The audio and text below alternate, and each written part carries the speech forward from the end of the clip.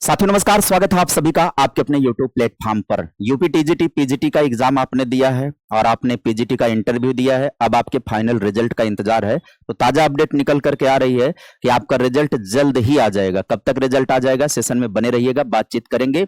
और पीजीटी में बीएड अहर्ता को लेकर के क्या विवाद है कि कुछ अभ्यर्थी जाकर के मुख्यमंत्री जी को ज्ञापन सौंप आए हैं। क्या इसमें संशोधन हो सकता है, जबकि विज्ञापन अपनी तैयारी पर है, नया विज्ञापन आने वाला है। और यदि आप बीएड करने के लिए इच्छुक है दूरस्थ से, तो ऑप्शन आपके लिए खुल गया है, आप बीएड भी कर सकते हैं। देखिए, बीएड के अहर्ता का विवाद आज के मुद्दे में उभरा है और इस पर बहुत ज्यादा राहत मिलने वाली है नहीं, क्योंकि नियमावली में परिवर्तन हो चुका है। तो अगर इस बार चुनावी माहौल को देखते हुए वैकेंसी में राहत दे देते हैं, क्योंकि बहुत बड़ी संख्या है जो प्रभावित हो रही है, लेकिन आगे से निश्चित तौर पर इसमें लागू हो जाएगा। तो बीएड आपको, अगर आप रेगुलर वे में नहीं पढ़ पा रहे हैं, नहीं कर पा रहे हैं, तो भी आपके लिए ऑप्शन है। ठीक टाइम पर मुक्त विश्वविद्यालय से बीएड को लेकर के प्रवेश भी शुरू हो गया है। तो खबर में बने रहेंगे तो तीनों बातों की जानकारी आप सभी को यहां पर मिलेगी। पहले बात कर लेते हैं, टीजीटी पीजीटी का अंतिम परिणाम एक सप्ताह में संभावित है। आज के अखबारों में यह खबर है।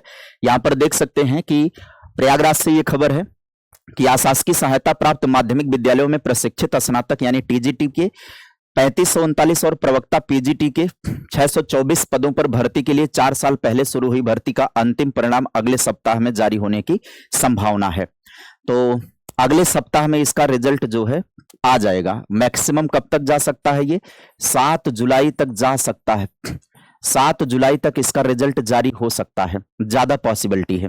90% संभावना के रिजल्ट आपका आ जाएगा, क्योंकि अगले हफ्ते में सरकार के नए विज्ञापन को लाए जाने की योजना चल रही है। चाहे वो परिषदी का हो, चाहे वो टीजीटी पीजीटी का हो, सारे विज्ञापनों की तैयारी चल रही है।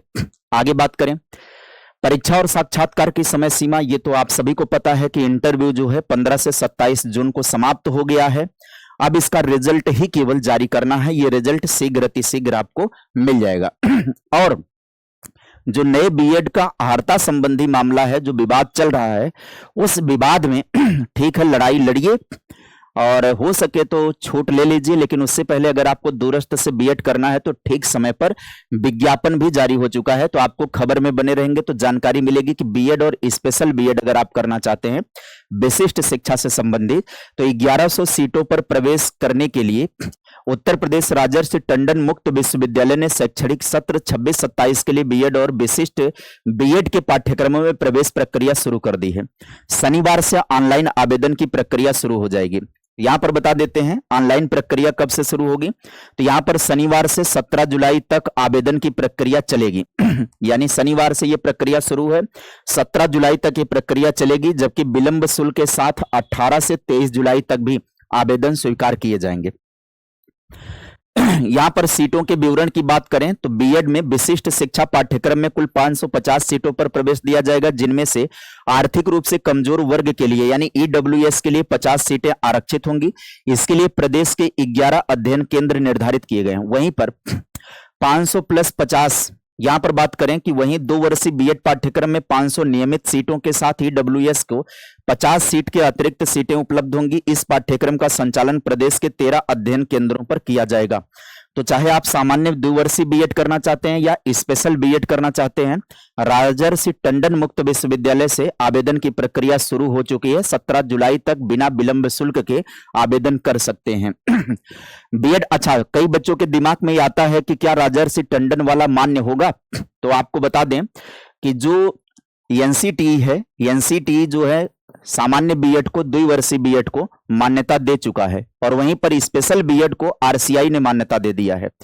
भारतीय पुनर्वास परिषद स्पेशल बीएड करने को लेकर के मान्यता देता है, तो आरसीआई से मान्यता प्राप्त है राजर्षि टंडन मुक्त विश्वविद्यालय से विशिष्ट बीएड को, और सामान्य 2 वर्षीय बीएड अगर आप करेंगे तो उसको एनसीटीई द्वारा अप्रूवल प्राप्त है। जहां कहीं भी लगने वाली बात आएगी, हर जगह वो मान्य होगा, यानी आपकी योग्यता में किसी भी प्रकार की कोई खामी, कोई कमी नहीं रहने वाली है।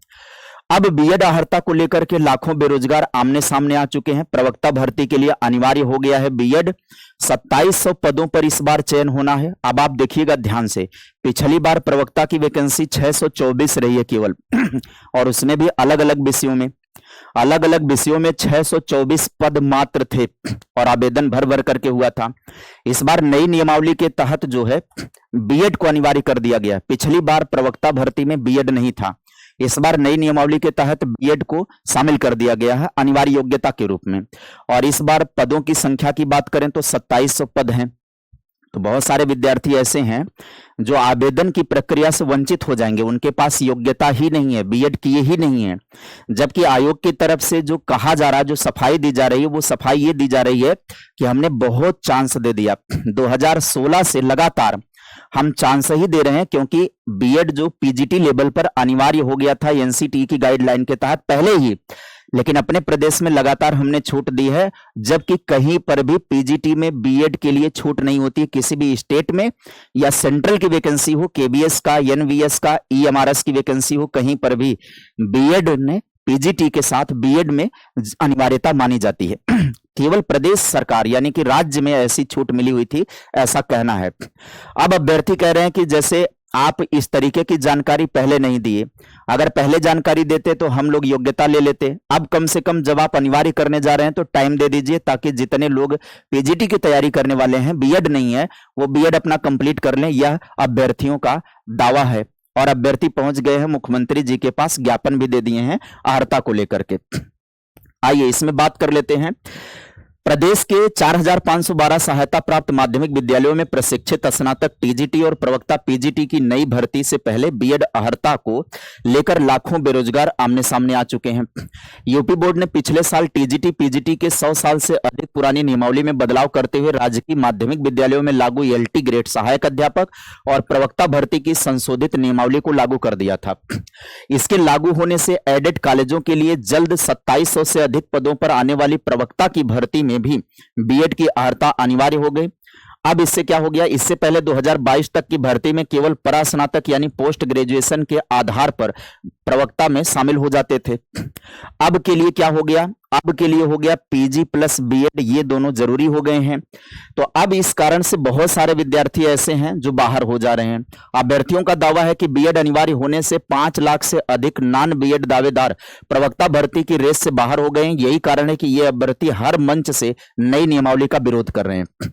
शनिवार को भी प्रतियोगी छात्रों के एक प्रतिनिधि मंडल ने मुख्यमंत्री योगी आदित्यनाथ से गोरखपुर में जनता दरबार में मुलाकात की थी और अपना ज्ञापन सौंपा था और उनसे राहत की उम्मीद जताई है। अब क्या कुछ राहत की उम्मीद है, ये आने वाले नोटिफिकेशन में पता चल जाएगा। लेकिन यदि माना जाए, अगर कायदे से लॉजिकल तरीके से बात किया जाए, तो आयोग के पास ये पावर नहीं है कि वह योग्यता में बदलाव करे।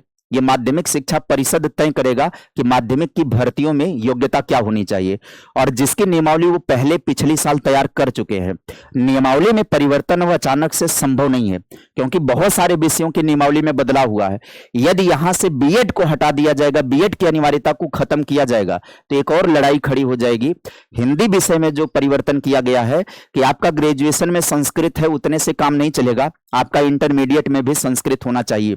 ऐसे में बहुत सारे अभ्यर्थी हिंदी विषय के ऐसे हैं जिन्होंने एमए किया हुआ हिंदी से, ग्रेजुएशन भी उनका है, लेकिन दुर्भाग्य यह है कि इंटरमीडिएट में उनका संस्कृत नहीं है, क्योंकि बहुत सारे साइंस वर्ग के विद्यार्थी हैं जिन्होंने बाद में ग्रेजुएशन किया और एमए कर लिया।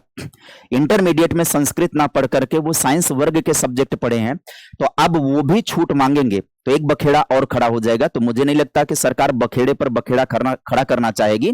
संभावना यही है कि नोटिफिकेशन तो जारी हो ही जाएगा, क्योंकि इस पर किसी भी प्रकार की कानूनी लड़ाई लड़ी ही नहीं जा सकती है। इस पर केवल राहत मांगी जा सकती है, याचना की जा सकती है। कानूनी लड़ाई का कोई ऑप्शन यहाँ पर है ही नहीं, क्योंकि हर जगह बीएड अनिवार्य हो चुका है। फिलहाल आज के सेशन में बस खबरों का सिलसिला इतना ही। मिलेंगे फिर किसी वीडियो में नई जानकारी के साथ। जो कुछ भी नया अपडेट और ताजा अपडेट होगा वो वीडियो लेकर के आपके समक्ष हम उपस्थित हो जाएंगे। आज के लिए फिलहाल इतना ही। Bye bye, take care, thank you.